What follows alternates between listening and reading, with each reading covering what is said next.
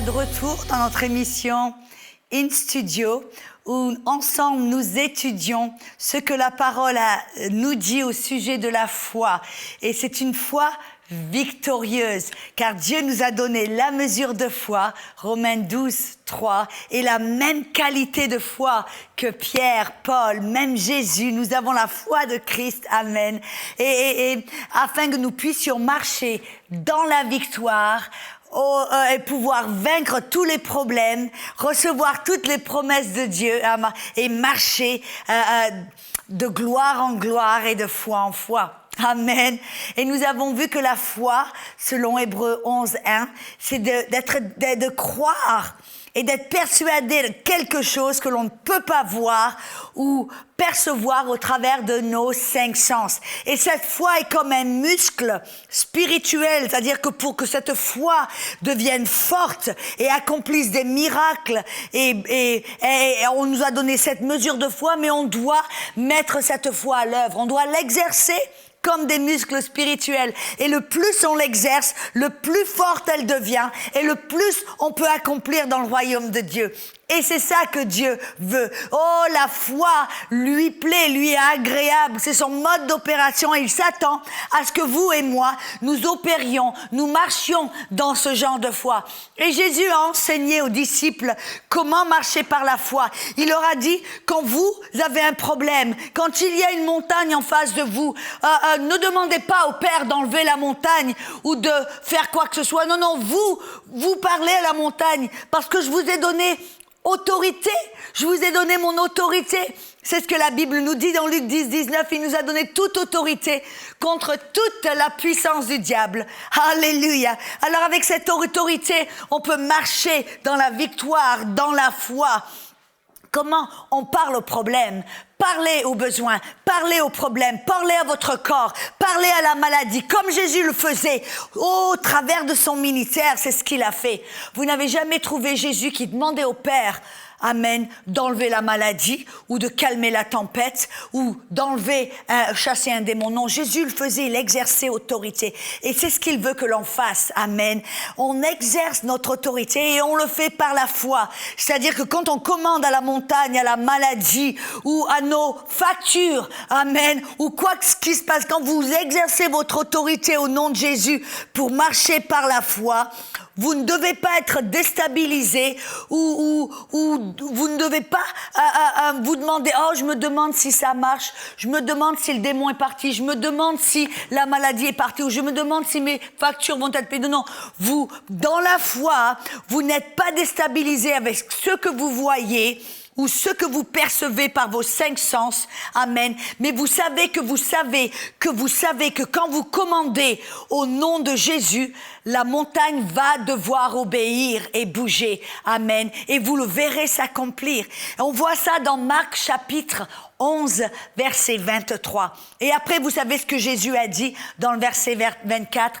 Il a dit que la foi doit apprendre à recevoir. La foi parle à la montagne et exerce autorité. La foi reçoit ce que Dieu nous a donné. Et c'est ce que Jésus dit dans Marc 11, 24. Il dit, quand vous priez, vous devez croire que vous l'avez reçu et vous le verrez s'accomplir. Vous avez remarqué là que Jésus, il n'a pas dit quand vous priez, croyez que Dieu va vous le donner ou que ça vous sera donné. Ce n'est pas ce que Jésus a dit. Il a dit quand vous priez, si vous marchez dans la foi, par la foi, vous devez croire quand vous priez que vous l'avez reçu. C'est intéressant que Jésus nous demande de croire qu'on a déjà reçu quelque chose.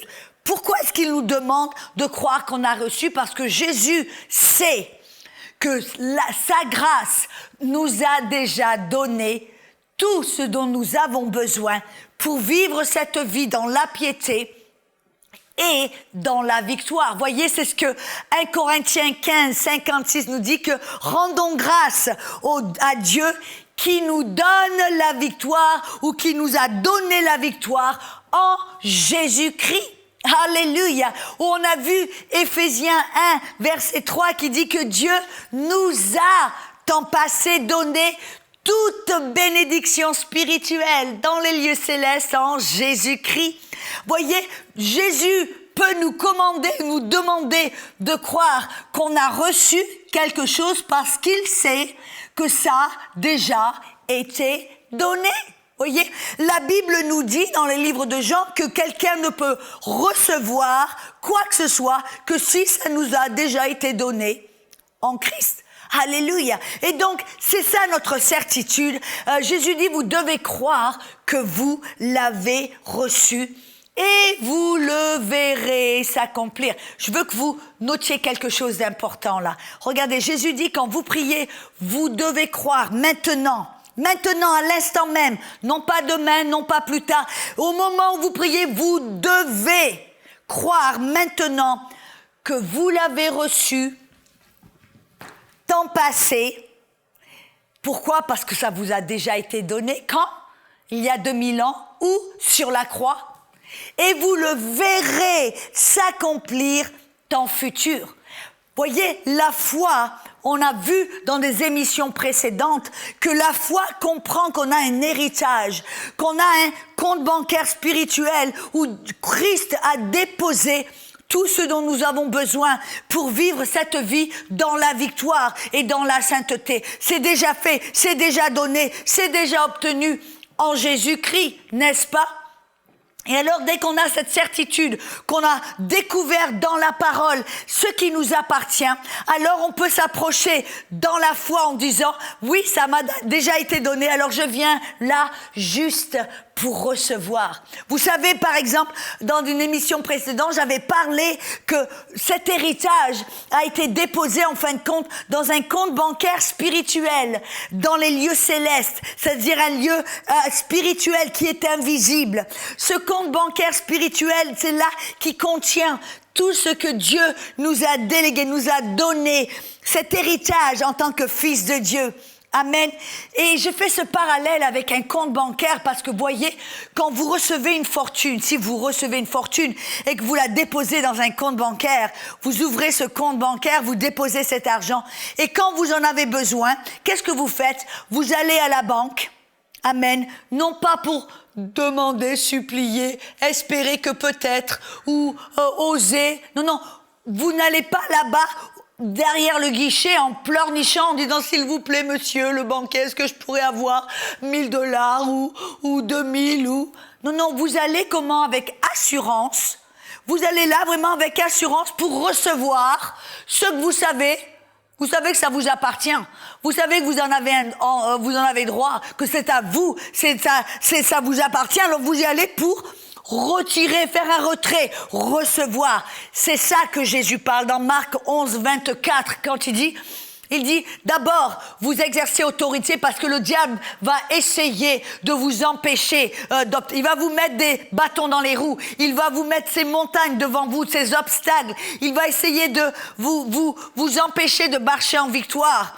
Alors vous exercez autorité et quoi que vous avez besoin, si vous avez un besoin ou quoi que ce soit, vous pouvez vous approcher du Père, non pas pour le convaincre, pour supplier, pour mendier, pour espérer, non. Vous vous approchez du Père comme un fils qui a un besoin, qui s'approche du Père qui est bon en disant « Papa, merci tellement pour ce... Je viens juste pour recevoir, merci. » On y va avec assurance parce qu'on sait que c'est le plaisir du Père de nous donner le royaume. La Bible dit que s'il a envoyé son Fils sur la croix, ne va-t-il aussi avec lui nous donner toutes choses? Amen. Voyez, c'est un bon Père. Alléluia. Et c'est la foi, c'est pour exercer autorité. La foi pour recevoir ce qui vous appartient. Alléluia. Oh, alléluia. On a vu que en Christ, ça nous a déjà été donné. Je le répète et je vais le répéter encore parce que très souvent, les gens, c'est quelque chose qu'ils n'entendent pas et qu'ils ne comprennent pas. Ils s'imaginent que que c'est Dieu va faire quelque chose dans le futur. J'écoute les gens qui disent oui, un jour Dieu va me guérir, un jour Dieu va me donner ceci. Non. Voyez, la foi a cette certitude, cette connaissance, cette assurance que ce qu'il demande a déjà été donné. Ça a déjà été accompli et fait. Ça fait partie du plan de rédemption, de ce que Jésus a fait et obtenu pour nous sur la croix. Alors voyez, c'est pour ça qu'on peut recevoir. On doit croire qu'on l'a déjà reçu et on le verra temps futur s'accomplir. Voyez, mais ça commence là. Vous avez entendu ce que Jésus a dit? Vous, en fin de compte, vous ne le verrez pas s'accomplir si vous ne croyez pas déjà que vous l'avez reçu. Voyez, exemple, on parle par exemple de la guérison. Vous pouvez croire peut-être que c'est la volonté de Dieu, que la guérison est la volonté de Dieu. Vous allez peut-être croire que ça a déjà été donné, que c'est accompli sur la croix. Mais la question est, est-ce que vous croyez que vous l'avez reçu, que c'est en votre possession, que vous l'avez, ça y est, c'est accompli, comme vous l'avez dans la poche, façon de parler. Amen. Cette guérison n'est pas là-bas quelque part, autre part. Elle est là, vous l'avez, elle est en votre possession, elle est à vous.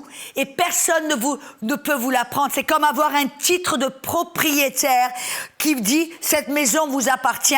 Voyez, cette assurance, c'est comme un titre de propriétaire. Vous savez que cette guérison vous a déjà été donnée. Alors vous venez pour recevoir. Et si vous recevez quelque chose, alors vous savez, c'est en ma possession, je l'ai, c'est à moi. Vous voyez? Si par exemple je dis, oh, c'est ma volonté de te donner mon iPad. Et je dis, c'est ma volonté de te donner mon iPad, et là voilà mon iPad. Vous devez croire. Amen. Si vous croyez que vous l'avez reçu, si vous croyez que cet iPad est à vous et que vous l'avez reçu véritablement, vous n'allez pas courir à droite et à gauche pour essayer d'aller acheter ou d'avoir un iPad. Vous savez, ah non, j'ai un iPad, c'est à moi. Alléluia. Vous comprenez ce que je veux dire?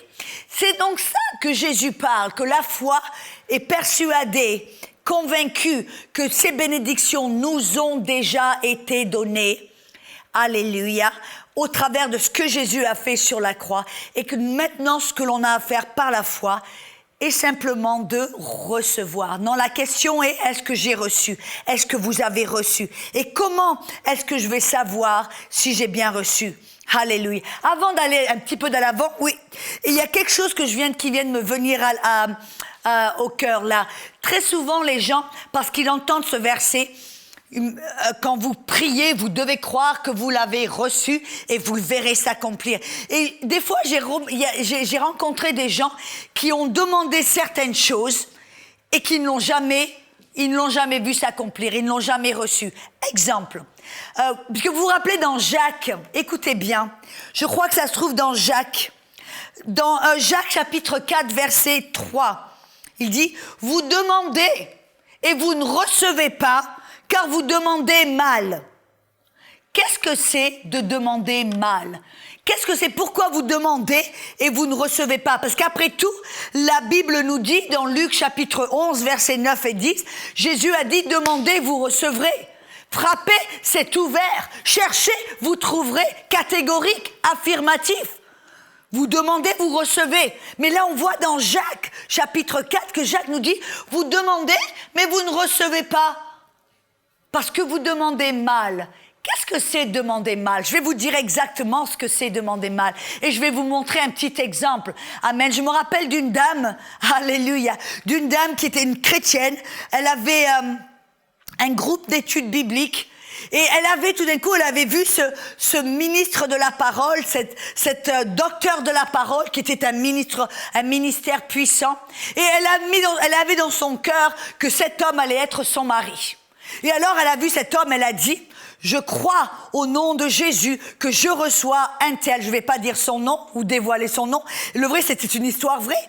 Elle a dit, je crois au nom de Jésus que j'ai reçu un tel, il est mon mari. Car la Bible dit que si je crois ce que je désire, j'aurai ce que je désire. Et je ne doute pas dans mon cœur, mais ce que je dis va se faire. Elle a dit, je crois que je reçois un tel comme mon mari.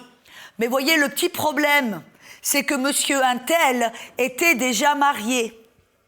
Monsieur Untel était déjà marié avec une femme, et bien sûr, et c'est un petit problème quand même.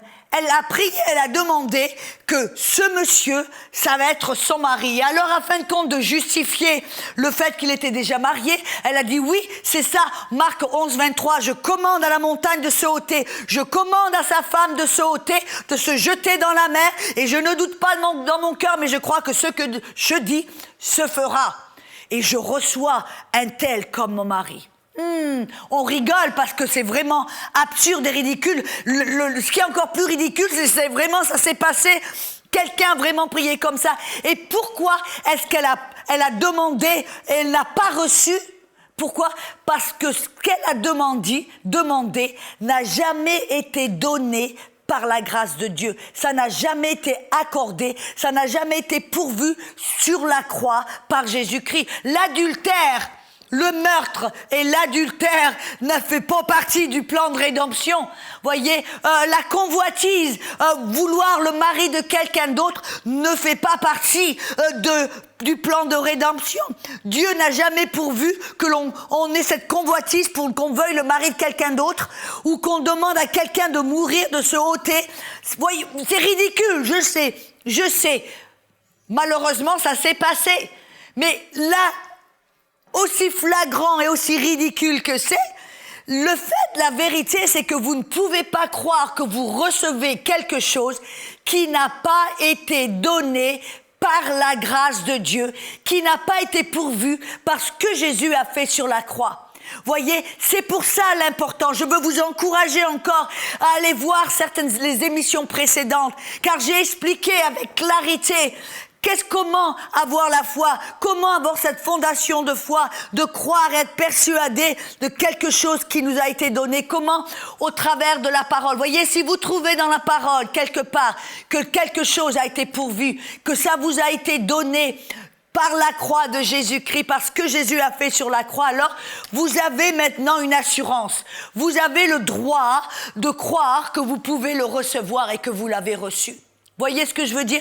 Si quelque chose, on demande mal quand on ne demande pas selon la volonté de Dieu. Et c'est ce que l'on a vu dans 1 Jean 5, 14. 1 Jean 5, 14 qui dit ça, c'est l'assurance que l'on a en Dieu. Si nous demandons quelque chose selon sa volonté ou selon sa parole ou selon ce qui a été pourvu par sa grâce, nous avons cette assurance et nous savons que Dieu nous écoute. Et s'il nous écoute, nous avons la pétition ou nous pouvons recevoir la pétition que nous demandons. Alléluia, vous comprenez ce que j'essaie de dire, n'est-ce pas? Voyez, au travers de la croix, Jésus nous a donné un héritage. Et dans cet héritage, alléluia, il a été déposé dans un compte bancaire spirituel et qui est la parole. On voit dans la parole de Dieu, on peut découvrir qu'est-ce que c'est qui fait partie de cet héritage, qu'est-ce que c'est qui nous a été donné. Et quand on découvre ce qui nous a déjà été donné en Jésus-Christ, ce qui fait partie de cet héritage en Jésus-Christ, alors là, nous avons le droit de nous approcher et de croire qu'on l'a déjà reçu parce que ça nous a déjà été donné en Jésus-Christ. Et alors là, quand on sait que ça a déjà été donné et qu'on l'a reçu, alors on sait qu'on va le voir s'accomplir. Amen. Alléluia. Quelle vérité puissante, n'est-ce pas? Arrêtez de demander mal. Arrêtez de demander des choses farfelues ou sur des choses, de le faire à la légère. Non, allez vers la parole. Cherchez la volonté de Dieu. Vous trouvez des versets qui vous confirment et qui vous rassurent que quelque chose dont vous avez besoin est la volonté de Dieu. Amen. Si vous ne savez pas quoi faire, aller vers quelqu'un et dites, voilà, j'ai besoin de ceci. Connais-tu des versets qui pourraient me montrer que c'est la volonté de Dieu? Peux-tu et demander au Saint-Esprit, il est là pour vous guider. Amen. Et vous montrer, et vous éclairer, et vous révéler la vérité au travers de la parole. Amen. Alors, on a vu que la question ou la clé, afin que vous puissiez voir votre demande s'accomplir, vous devez d'abord croire que vous l'avez reçu, parce que ça vous a déjà été donné il y a 2000 ans. Vous devez croire que vous l'avez reçu. Alors, Voyez, je prie pour des milliers de personnes. Et après la prière, que ce soit pour la guérison, ou que ce soit pour un besoin financier ou un boulot, ou des fois les gens me demandent de prier pour qu'ils rencontrent un mari ou une femme, ou, voyez, ce qui est la volonté de Dieu. Je commence toujours avec la parole, bien sûr, et après qu'on ait cette assurance et que je prie pour eux, je leur pose la question: as-tu reçu ta réponse? Est-ce que tu as reçu ce dont tu as besoin? Amen. Si c'est la guérison, je dis: as-tu reçu ta guérison? Ou as-tu reçu ta réponse? Et j'observe, je regarde, comme Jésus le faisait, voyez. Jésus, il observait, il voulait voir, et il pouvait évaluer, voir si la personne avait la foi. Et ça peut se voir dans le regard de la personne, dans sa façon d'agir, dans sa façon de parler, même dans son regard, on peut voir si la personne a la foi, si la personne a cru qu'elle a reçu.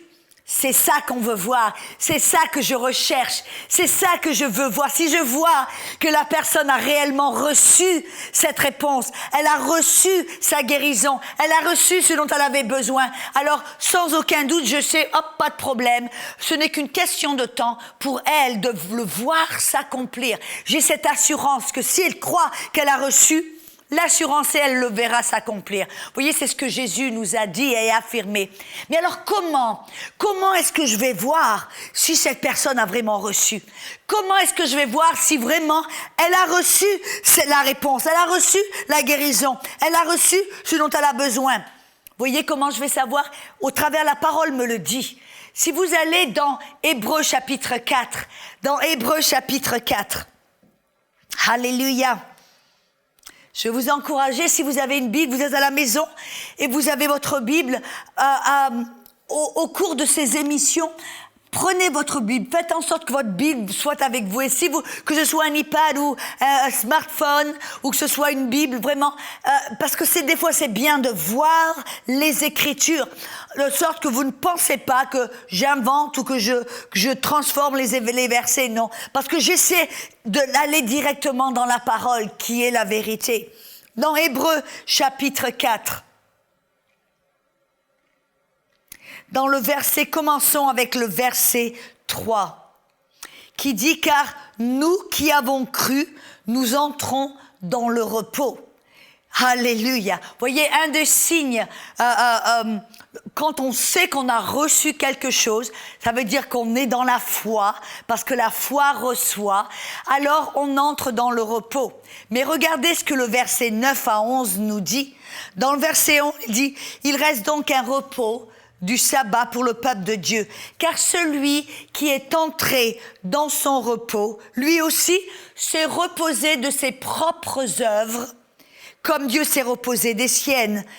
Appliquons-nous, efforçons-nous donc de rester dans le repos. On voit là que l'auteur du livre des Hébreux nous dit que quand on est dans la foi, ou qu'on croit qu'on a reçu, on va être dans le repos. On va arrêter on va cesser de nos propres efforts, de nos propres œuvres. On va être dans le repos, on va se reposer. Mais vous avez remarqué, là, la Bible nous dit, et on dirait qu'il y a une contradiction, parce qu'il dit: efforcez-vous de rester dans le repos. Je me rappelle même, Paul dit à Timothée, dans 1 Timothée 4, il dit, combat le bon combat de la foi. On regarde ça un peu, et voyez, je vois les gens, des fois, ils sont un peu confus. Ils sont un petit peu, ils disent: mais attends, je comprends pas. D'un côté, tu me dis de rentrer dans le repos, de me reposer, et de l'autre côté, tu me dis de m'efforcer ou de combattre le combat de la foi. Et alors, on voit les chrétiens un peu confus en disant: c'est quoi, c'est l'un ou l'autre? Et je les vois des fois essayer de se reposer. Et quand ils pensent se reposer, ils pensent, ça veut dire on est passif. On s'assoit, on fait rien. Il dit: alors qu'est-ce qu'on fait? On se repose, on fait rien du tout? Ou alors on s'efforce et on combat. On est dans un combat et on s'efforce. Qu'est-ce que c'est qui est la vraie chose à faire? Qu'est-ce que je dois faire? Alors voilà la vérité, c'est que notre combat, ou la chose à laquelle on s'efforce, c'est de rester dans le repos. Parce que rappelez-vous, quand vous croyez que vous avez reçu, vous arrêtez d'essayer de l'obtenir. Vous arrêtez d'aller à droite et à gauche pour essayer de l'obtenir. Vous arrêtez de demander une prière ici et là. Vous arrêtez d'essayer de demander encore et encore et encore. Vous arrêtez d'essayer de vous imaginer qu'est-ce que je vais faire, comment je vais le faire. Non, non. Quand vous êtes dans le repos parce que vous savez que vous l'avez déjà reçu, c'est d'entre vous-même, vous l'avez gelé, c'est à moi. Vous arrêtez d'essayer de l'obtenir, de courir à droite et à gauche, et vous êtes dans le repos. Mais notre combat, c'est de rester dans cette position de repos. Pourquoi? Parce qu'à partir du moment où vous avez cru que vous l'avez reçu, la Bible dit, vous le verrez temps futur s'accomplir. Ça veut dire que du moment où vous avez cru que vous avez reçu jusqu'au moment où vous le verrez s'accomplir, on voit qu'il y a peut-être un petit bout de temps, que ce soit quelques secondes ou que ce soit quelques mois ou je ne sais pas combien de temps, il y a un moment, il y a une durée de temps. Mais pendant ce temps-là, de point A à point Z, quand vous voyez la chose s'accomplir et vous voyez la manifestation, le diable va essayer de vous convaincre, ça marche pas. Le diable va essayer de vous convaincre, vous l'avez pas. Tu dois aller à droite et à gauche pour essayer de l'obtenir. Le diable va essayer de vous persuader qu'il n'y a rien qui se passe. Et là, notre combat, là, on doit s'efforcer à se rappeler, non, je l'ai reçu, je l'ai. Ça va se faire, je sais que je l'ai, je sais que Dieu m'a déjà donné ce que je lui ai demandé. Et je sais que je l'ai reçu, je l'ai, c'est à moi, je l'ai déjà. Et j'ai pas besoin de courir à droite et à gauche. Notre combat, c'est de rester dans cette position de repos, d'arrêter d'essayer de l'obtenir, de prier une autre prière, d'aller dans une autre réunion, de faire ceci, de faire cela. Non, le repos dans laquelle on est, c'est d'arrêter d'essayer de l'obtenir de nouveau. On sait, je l'ai, c'est à moi. Alors, dans l'émission prochaine, on va découvrir, on va aller un petit peu plus loin et de savoir qu'est-ce que l'on fait entre le moment où on croit qu'on l'a reçu, au moment où on le verra s'accomplir et qu'on doit rester dans le repos. Mais alors, qu'est-ce qu'on fait entre point A et point Z? Alors revenez voir cette émission In Studio où on va découvrir qu'est-ce qu'on va faire, comment allons-nous après l'avoir reçu, qu'est-ce qu'on va faire, qu'est-ce qu'on doit faire d'une manière pratique jusqu'au moment où on le voit s'accomplir. Oh, j'attends cette émission avec impatience pour partager toutes ces vérités avec vous. Alors revenez et soyez bénis et rappelez-vous, exercez votre foi. Regardez tout obstacle comme une opportunité de marcher par la foi et non par la vue. Soyez bénis.